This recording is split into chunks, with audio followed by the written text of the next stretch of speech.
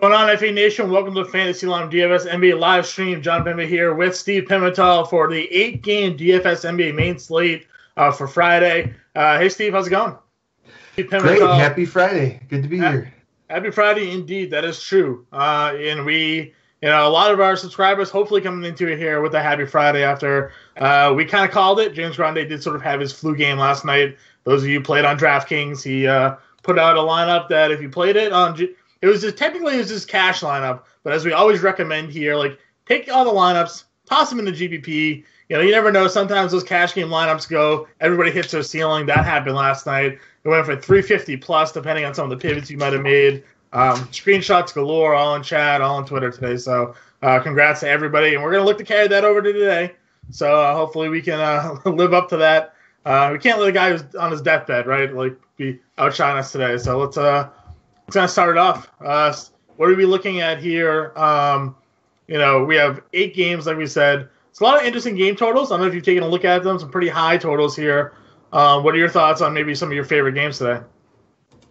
Yeah, the totals are really interesting, especially with all the player movement we saw yesterday. There's just a lot going on. As far as the games I'm really looking at, obviously I think you always start with Golden State against Phoenix is really interesting. I still haven't seen Devin Booker's status. That's going to have a lot of bearing at whether that we think that game's going to stay close or not. Vegas has it at 14 points, I think, last I saw. It's up to 15.5 now. So yeah. So obviously tough to trust, but if that game stays close, I'd expect a lot of fantasy points. So that's the biggest game I'm looking at right now. But obviously the Bucks are interesting as well. Won't have Mirotic yet, but that's still a game I'm keeping an eye on too. Yeah, no Mirotic, no Middleton tonight either. He's taking a rest, so another guy that's going to kind of spread out that usage rate. Amongst everybody, Eric Bledsoe gets a boost. I think, Brooke Lopez will get a little bump as well. I'm liking DJ Wilson as a value play tonight, knowing that they're going to be kind of limited. Some other team totals to look at here. Cleveland, Washington up over 220, but there's a -10. The Wizards are giving 10 points. It's rare that a bad team like the Wizards are giving points, never mind double-digit points. Supposedly, Portis and Jabari Parker are going to play at least 20 minutes tonight for them, making their debut. So kind of interesting there. Denver, Philadelphia is currently at a 230 game total with Philadelphia giving 4. But Embiid all of a sudden is apparently sick and now questionable to play. That'll be a game time decision. Fortunately for us, 7 p.m. start there, so we'll know that news ahead of time. Still waiting on Millsap too for there as well. Obviously, that'll put Plumlee and Trey Lyles in play. Chicago, Brooklyn, one of my favorite games to stack tonight, 225.5 game total there. Milwaukee, Dallas, 222. Golden State, Phoenix, as we said, the 15.5 points are pretty gross. 232, though, game total. Highest on the board. Minnesota, New Orleans is 231, and we have a returning Anthony Davis tonight. He's going to play. In Miami, Sacramento, 218.5, 3.5 point spread. Not sure I can trust the Kings tonight. Don't know how Burks and Barnes are going to impact that rotation. That's kind of what we're looking at here for games. Steve, for injuries, like I said, we're only really waiting on a few people that could really impact the slate, in my opinion. It is the Embiid news. Obviously, if he's ruled out, that will give bumps to guys like Butler and Simmons and probably Tobias Harris now, who's on that roster, but it also makes Jokic maybe the top player on the slate. Yes. Because he went for 78, I think it was, against them in that last time they played in Denver when Embiid sat. So, huge implications there. As I said, with Millsap, it's Lyles and Plumlee that would take the big bump there. So, again, some guys that we're waiting on. Luka Doncic is questionable. I didn't really have much interest in playing him anyways, and I didn't really care for the Dallas side in that Milwaukee matchup. But obviously, if he's ruled out, well, now Milwaukee's probably going to be a bigger favorite. You probably have to think there's going to be more of a blowout. So, again, you mentioned Devin Booker. I agree, another player that we need to probably keep our eye on. Yeah, so actually, the biggest one that I'm personally waiting on because I'm building some lineups right now is finding out if Bayless or Teague is going to play. Yes. Because Isaiah Cannon is $3,000 on DraftKings and $3,500 on FanDuel. He'd be a mid-price lock. You'd have to play him just for the salary, really, if you're getting there. Any other injuries that you're keeping an eye on here? No, I mean, like you said, the Minnesota one, you ever think we'd be this concerned about Jared Bayless's status?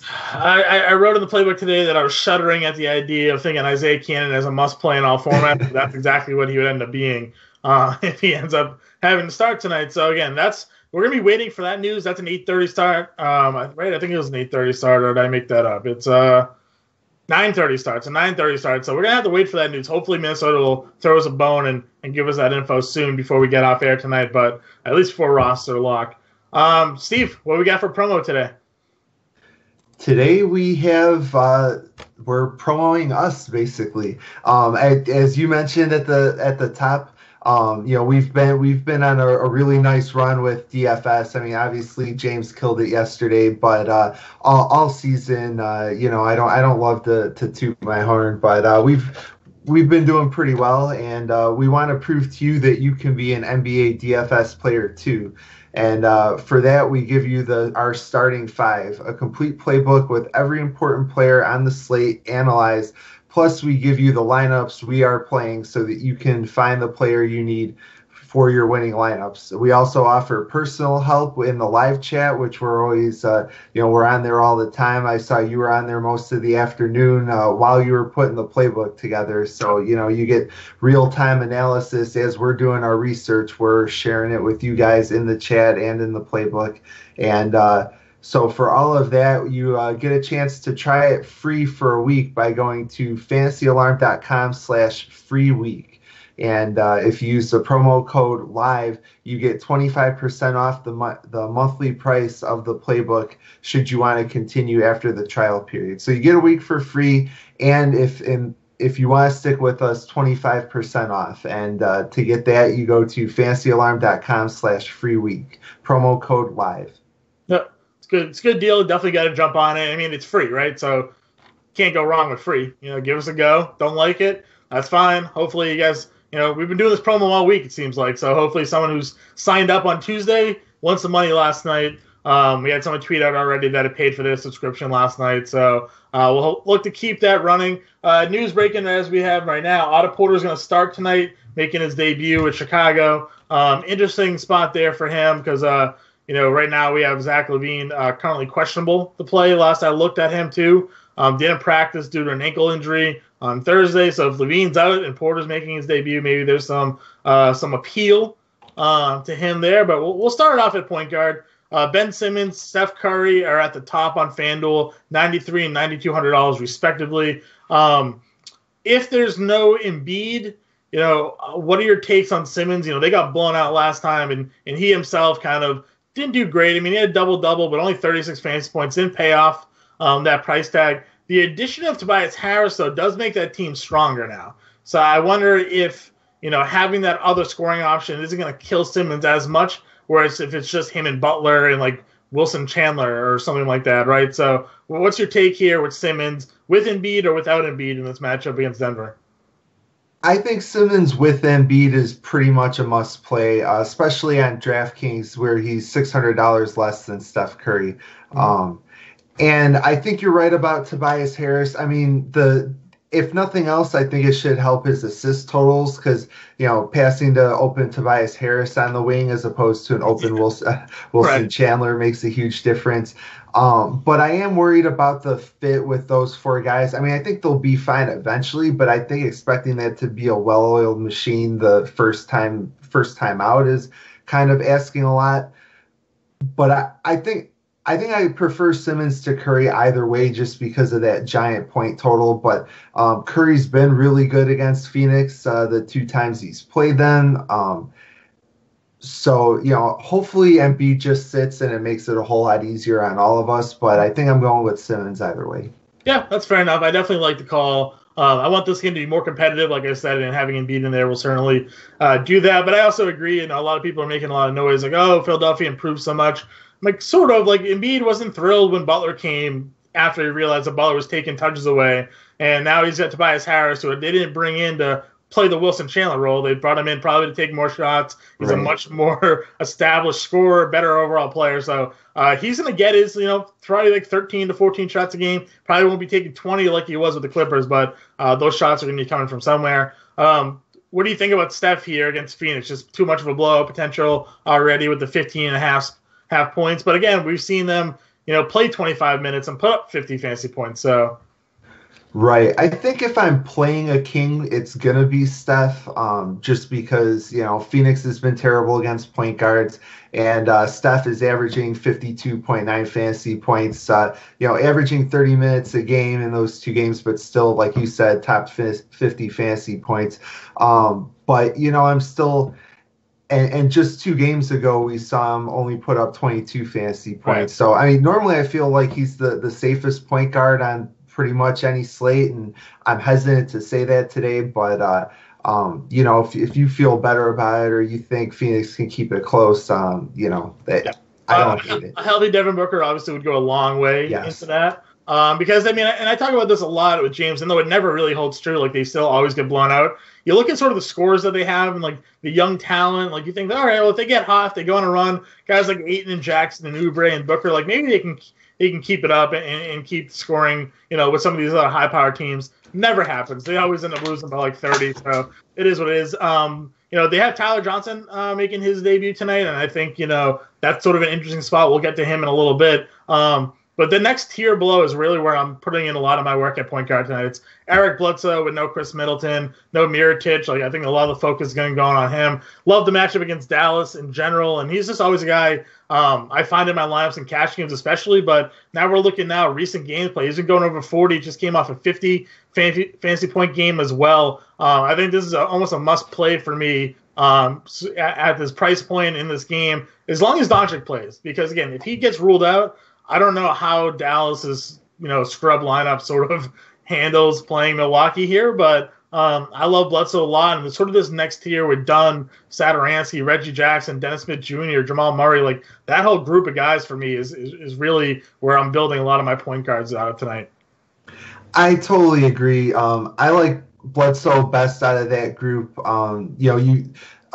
Chris Middleton's out too, and Bledsoe is taking at least 17 shots in both the games Middleton's missed this season. So, just feel super safe, like you said, as long as Dallas keeps that game close. And the fact that game's on the road for Milwaukee makes me feel a little bit better about that game being competitive. De'Aaron Fox is kind of like Curry in Golden State. De'Aaron Fox, if I play any king, it's probably going to be him, just because, like you said, the rest of the pieces, we don't really know how they're going to fit together, but we know Fox is going to have, he's going to have the ball in his hands and he's going to push the pace. And then Dennis Smith Jr., I really like in this game.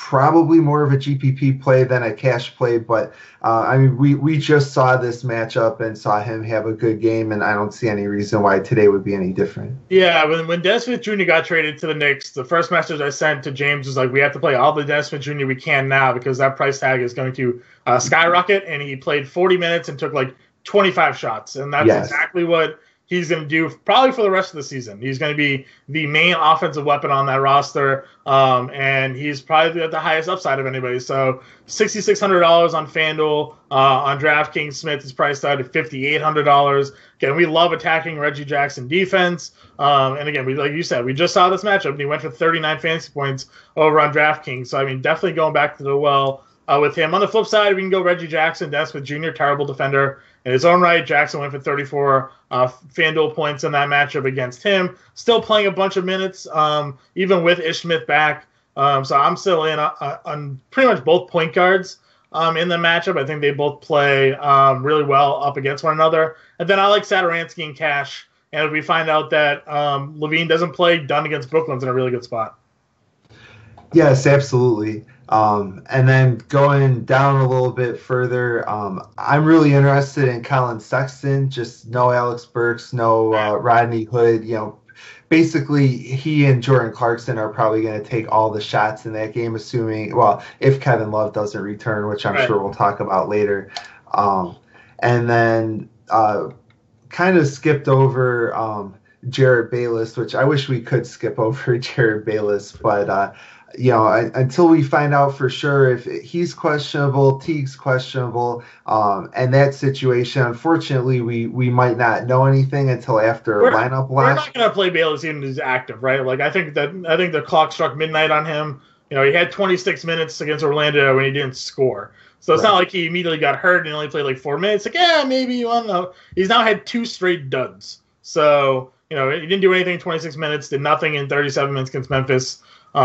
Yes, if he's active, he'll play a lot. But I mean, I don't think I want him in my lineups regardless. No, I mean, the one thing I might do is just and DraftKings, just plug him in right now and just, I wouldn't want to get stuck with him, but I'd kind of like to, hopefully he doesn't play, but worst case you're with him, but hopefully you can pivot to Isaiah Kanan and then spend that money on someone in the late game. It's a good point. Jalen Brunson, he's been playing over 30 minutes for Dallas of late. I think, again, he's probably the guy that's going to start at point guard regardless. And then if you find out that Doncic is ruled out, maybe there's some additional usage to go his way. 26 and 28 fantasy points each of the last 2 games for him. I said Tyler Johnson making his debut for the Suns, going to start at point guard tonight. I think most of these Suns are blowout proof. I think even if they're in the lineups and this game becomes a 20-point game, like they're all just going to play. Like Phoenix doesn't really care. They're not trying to like save them for tomorrow. Like they just play your game, develop, and see what happens. So I'm in on Johnson here. I know that he's super streaky, but I think he's going to have more of an opportunity maybe in Phoenix to be maybe featured a little bit more than he was in Miami. So I'm in on Johnson on FanDuel as well. And then again, of course, we mentioned Isaiah Cannon. He's been priced across the board. If we find out that Teague and Bayless are out, I think you got to throw him in your lineup. Does Devin Booker's status affect how you feel about Johnson, or are you playing him either way? I mean, yes, a little bit, but I still think like at his price point, if we're really trying to spend down and in GBPs, like I'm not really sure I'm trusting him in cash games. If you try to game stack, Golden State Phoenix or the Phoenix side because they're sort of cheaper and you can build around that. I'm okay with Johnson regardless. I mean, I think they're going to put him in there and they're going to play. So there's always risk, but I think he's okay. I like the Sexton call. He played 40 minutes the other day, so let him ride for that one. Let's jump on over to shooting guard. We mentioned Luka Doncic at the top, but questionable to play. I also think he's probably not going to be too owned because there's a lot of guys below him that I think a lot of people are going to pivot to. Bradley Beal versus Cleveland, Drew Holiday against Minnesota. I'm in love with D'Angelo Russell against Chicago today. I think all of those options just make a little bit more sense to save some cash off Doncic in a matchup against Milwaukee. Yeah, the only thing the reason I do like Doncic is just last 2 games he's taken at least 20 shots. Right. He went 5 for 20 in his last game and still scored 54 fantasy points. So, like you said, the ownership's going to be lower, but I'll probably have him in a GPP lineup if he plays, just for that reason. Yeah, fair enough. Thoughts on that tier below with Beal, Holiday, and Russell? I like Beal best out of that group.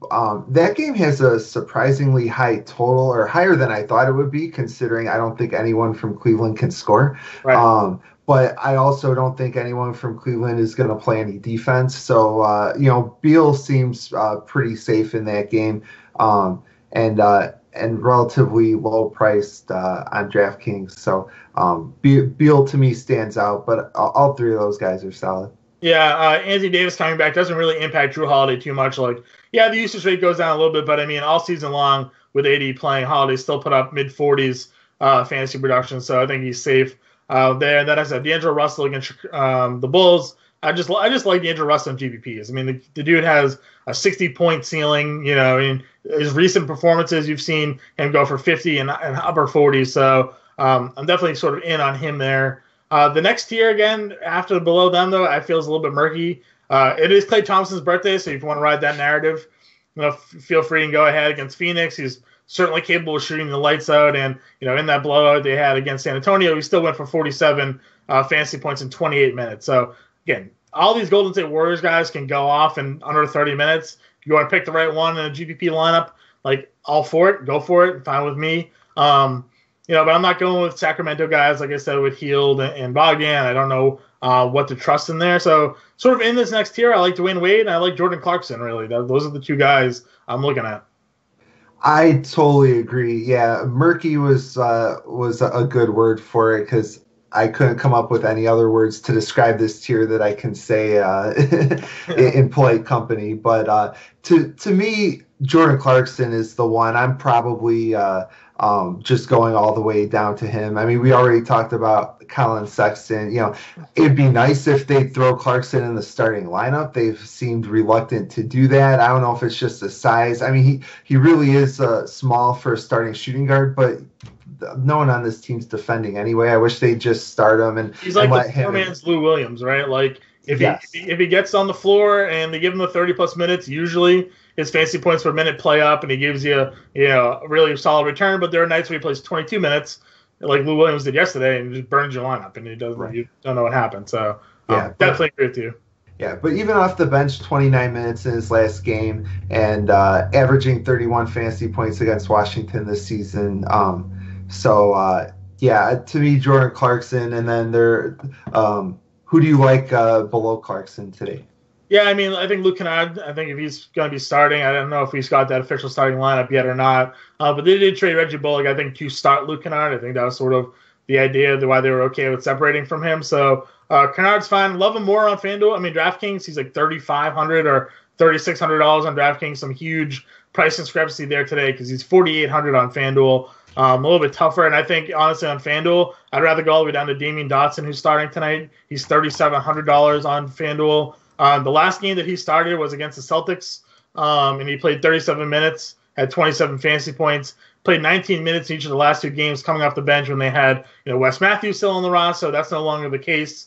So Dawson, for me, on FanDuel is really my spend down at the shooting guard position. But I still like, Kennard. I think he's fine. I like Dion Waiters, just like for the reason I like Wade as well. They shipped out Tyler Johnson. They shipped out Wayne Ellington. It's going to open up more minutes in that that backcourt. And I think it's to really give Waiters some additional run. He takes a bunch of shots when he's on the floor. So GPPs, Waiters is another guy I have my eye on. Yeah, for sure. I think we pretty much covered shooting guard. I think we can go on to small forward. All right. So I'm just blowing through that one there. Oh, no problem. Yeah. Small forward, Giannis is at the top. We have him projected to be the highest owned player on the slate tonight so far. That could, I think, change a little bit if the Doncic news comes out that he's ruled out because you are spending $12K on FanDuel and on DraftKings. AD is actually cheaper, I think I saw, than Giannis. I could be making that up, but no. Anthony Davis is $200 cheaper on DraftKings. So I think if we find out that Luka is ruled out, I may just pivot my lineups to Anthony Davis as my top spend up tonight. Again, assuming that Embiid plays. If Embiid doesn't play, it's all about Jokic. But again, at the top here, you have Giannis and Durant, 1, 2. Thoughts on those two guys? I love Giannis. Like you said, if Luka's out, it's going to be harder to play him. But I really hate this position today. And Durant makes me nervous. His numbers against Phoenix are ugly. And that's not, and that's in addition to the blowout potential. So of the two, I'm definitely playing Giannis. And with the state of the position, I think especially on FanDuel, I may have a hard time making a lineup that doesn't have Giannis in it. Yeah, I've tried to make it, to be honest, and it has me really questioning where I'm going with it. I think Otto Porter, now that he's starting, I think we can throw him into consideration. I don't think they would start him and then play him 20 minutes. They don't really have much depth at the position, and they traded for him for a reason, I think. So, and they're paying them a lot of money. So I think Porter's pretty safe option here. Yes, I worry a little bit about gelling with this team, but I mean, it is basketball. It's not that difficult, just like, right. It's not like learning a new playbook in the NFL or something like that. It's, stand on the wing, get the ball, and put it in the hole. Can't be that difficult. So, exactly. Yeah. Kelly Oubre, I think another guy, if we find out Booker's ruled out, that's fine. Phoenix is all in play for me. The Washington thing, it was a little murkier for me. I keep using the word murky, but knowing that they expect Portis and Parker to play at least 20 minutes tonight. Like, I don't know how that's going to impact guys like Ariza and Green. What are your thoughts on that? Um, Green, to me, he's pretty much purely a minutes play, and with Portis and Parker there, I don't see the minutes. I think Ariza is going to be okay. It'll be really interesting to see if they play Parker at small forward. He really needs to play power forward, and I think it makes more sense to even if you have to play Portis as a small ball five. So I think Ariza is okay because I think he's relatively safe as far as minutes. I like Jabari Parker a lot, even if he only, where they're saying he's going to play at least 20 minutes. I know I'm jumping ahead, but he's 4,200 on FanDuel. In FanDuel cash games, I think you have to play him. And on top of it, he can be your punt player or close enough to it. But each of the last two times he's played 20 minutes, he's scored 30 fantasy points or more. So, if I'm looking at Washington outside of Bradley Beal, like I said, Ariza's playable, but I really like Jabari Parker. Yeah, I kind of agree with you there on the Parker thing. I like that we finally got sort of a minutes floor at least. Yeah, and knowing that it could be higher, and I agree with you. And I've said that in the analysis today with Bobby Portis. Again, we'll touch upon this at power forward, but I feel like when they like to go small ball, like I feel like he's going to perfectly fit that small ball center for them. They were trying to do it with Markieff Morris, and he was just getting hammered by actual centers. Portis can at least play up to that a little bit, so I'm a big fan of both of those guys. And small forward in the mid tier is a little meh. I don't want to chase Damari Carroll. Points. I know the minutes have been consistent for him, but it's Brooklyn. At the snap of his fingers, he could go back down to playing nothing. Harrison Barnes with a new team. I don't know if I can trust yet. Will Barton, for whatever reason, only played 19 minutes. We didn't talk about Monty Morris, but he played a bunch of minutes the other night, even with Jamal Murray back. So I don't know if I can trust Barton here. Where are you going? Aside from I guess Jabari. Michael Bridges is maybe the only other guy that I've had some interest in here. Yeah, Bridges is interesting. I mean, the minutes are going to be there, but he's just, so much depends on the peripheral stats. If he gets 3 or 4 steals, you're great, and if not, he kind of does nothing. I like Justice Winslow kind of for the same reason that you like Dwayne Wade and Dion Waiters, especially the minutes might not increase, but I wonder if he's going to have the ball in his hands more without Tyler Johnson. I mean, he's Justice has been the point guard, but now he really has to be because I don't even know who the backup point guard is going to be now that Tyler Johnson's gone. I think it's Wade. I think it's Dwayne Wade, to be honest with you. Yeah, that makes sense. So to me, it's Justice Winslow, and then going a little bit farther down, especially on DraftKings, Dorian Finney-Smith had a double-doubles last time out, should play a ton of minutes. I mean, I don't see any way he plays fewer than 30 minutes.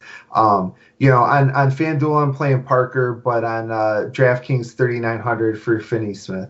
Yeah, one guy I was hoping to play today, but turns out he wasn't active. Actually, it was Justin Jackson because he's been priced on Dallas, and I thought hey, they traded for him. Maybe he's just a throw in there, but not active today, so can't go there. Someone that played 24 minutes against Boston, didn't do anything, was Deng Adele for Cleveland, and he's supposedly start again. Mid-price guy. Again, you don't need to really go there, but just a name to keep kind of paying attention to in that aspect of it. Moving on over to power forward again, Anthony Davis is at the top. James Grande just messaged me a little bit ago and asked me, gun to my head, building one lineup. Is it Anthony Davis or Giannis? For one lineup, I actually went Anthony Davis. Now, he plays on DraftKings, so you get a little bit of a discount.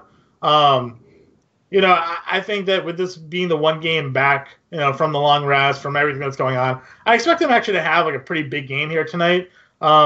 There's always the risk, especially now knowing that he's basically packed his bags and is waiting to leave New Orleans, that if he bangs his toe wrong and he's just I don't want this to turn into something any more than it is, and he sits out, that's always a risk. But on DraftKings, I'm playing more Anthony Davis than Giannis.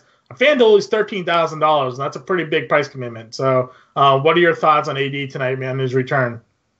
I'm scared the reports coming out that they want to drop his minutes. He's averaging 37 minutes a game. And I mean, who knows maybe that means they want to play him 35 minutes. I mean, but I mean, they could do play him 30 minutes a game like Oklahoma City does with Russell Westbrook. So, that scares me a little bit. I think I'd like to see it. I mean, it's not like Giannis is super safe tonight, Sure. so I get it, but that concerns me, and I just want to see it before I commit to Davis. I agree with you. Spending down, Blake Griffin is in a really good spot. I love Blake pretty much every night anyways. Went for 43 fantasy points against the Knicks the other day. 29, 6, and 8. Again, same matchup for him. They still haven't acquired anybody to stop power forward position. So Blake, I think, is a really strong play. Still like Julius Randle. He plays well with Davis. There's not really a drop-off in production for him. Then the cover boy in my playbook today was Lauri Markkanen. He had 18 and Yes. 19 against Brooklyn the other day. He's in all of my lineups tonight. Yeah, I'm marking in four double doubles in his last 5 games, and just ever since Wendell Carter went down, he's just been a beast on the boards, and we know he can score. I totally love Lauri Markkanen. Going further down, Josh Jackson scored at least 25 points in 3 straight games. I like him a lot better if Devin Booker is out, but I think you can play him even if Booker plays. And then Kevin Love, even if he's active, I assume there's going to be that he's active tonight. So okay. yeah. Any word about minutes restriction? I'll look that up when you talk about him. Yeah, I mean 5,000 on FanDuel. If we don't get a minutes restriction or if we get a minutes floor, I think you have to play him on FanDuel. It was funny doing my research. I saw Kevin Love 7,500 on DraftKings and thought, oh, that's a good discount. I should play him if he is active. And then I saw his price on FanDuel. I was like, well, no need to play him on DraftKings now. No, I saw something I thought earlier today that said if he's active, he's going to start, but his minutes are going to be monitored. I'll try to figure out. Yeah, okay, it's right here. Kevin Love will start and have minutes limited if he plays. So yeah. He could play 10 to 15 minutes tonight, just get back in a groove. But he's going to start if he's active. So takes a hit to Larry Nance probably and guys of that ilk. Still don't really want to. I don't have interest in him. Maybe, like you said, maybe on DraftKings as like a total dart, Right. But, I mean, if he plays 20 minutes, he could, he's kind of like Jabari Parker. If he plays 20 minutes, he can reach that price on FanDuel.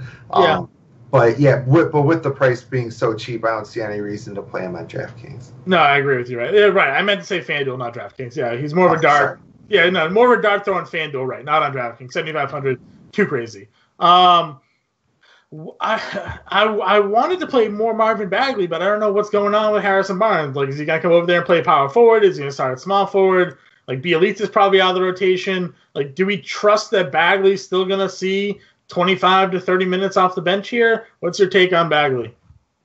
I kind of like with Anthony Davis. I just want to see it first. I mean, there's a chance that maybe Bagley plays more at center and they play, with next to Harrison Barnes at power forward. But again, I don't know how you can trust him for cash until we see how that rotation shakes out. I mean, I like the player and I like the, maybe they decide that Willie Cauley-Stein doesn't need to play that much because he's okay, but he's not that great. But, I think GPP only tonight. What's your take on the two Dallas guys, Powell and Kleber?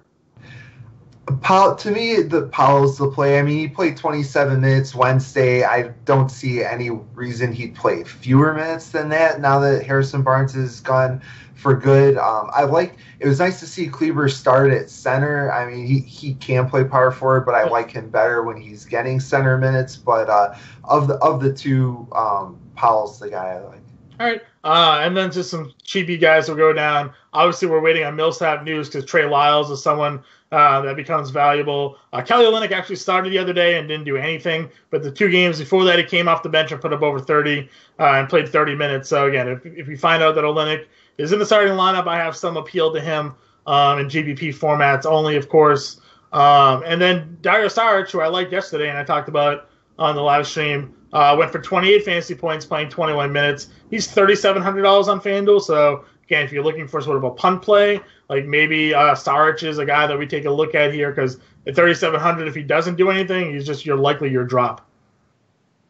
Yeah, totally agree. And then whoever plays, if Embiid is out, whether it's Jonah Bolden or Amir Johnson, basically whoever starts for them, most of those guys are power forward eligible, but Yeah, they're actually centers. And, I don't even think it matters who it is, whichever one it is, you just throw in your lineup.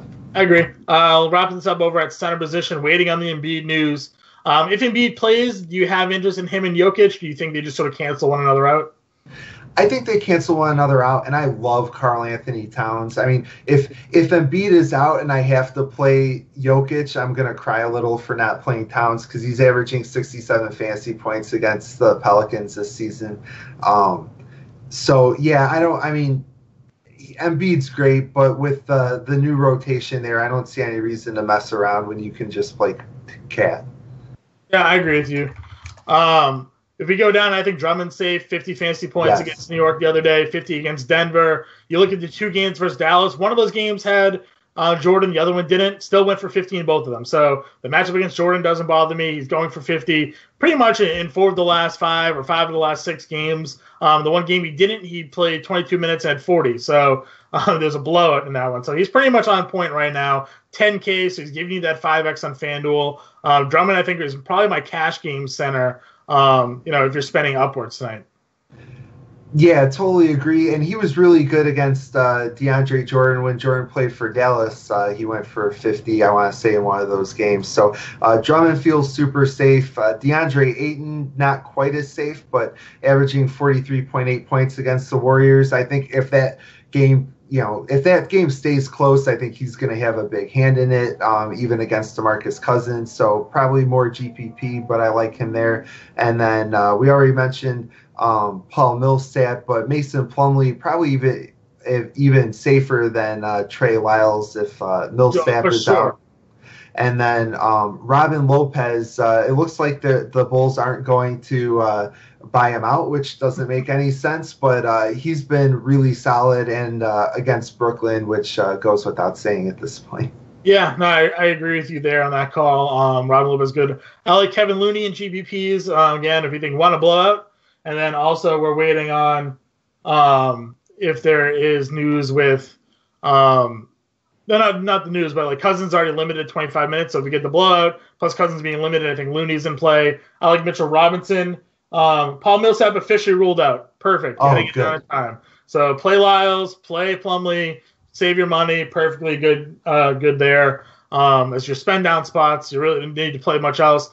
Brook Lopez against Dallas, they're going to space the floor. Love him tonight, especially no Middleton and Mirotic. Means probably more shots, maybe going to Lopez. And he had 40 fantasy points against Dallas, I think it was, in a recent matchup. 42. So, again, I think he's someone that you can spend down on. And I like Whiteside and GBPs as well. That kind of finishes out center for me, though. Yeah, me too. We got 19 minutes to line up, Black. Let's go get at it. Yep. We're in chat. Ask us your questions. Good that we got that news right now. We're still waiting on some other ones. Hopefully Embiid gets ruled out so we can figure out to play Jokic. But if not, guys, good luck. Again, get your questions to us. Lineups will be coming out right now. I'm just making those pivots from Millsap news, which is I was waiting for. So we'll talk to you later. Bye.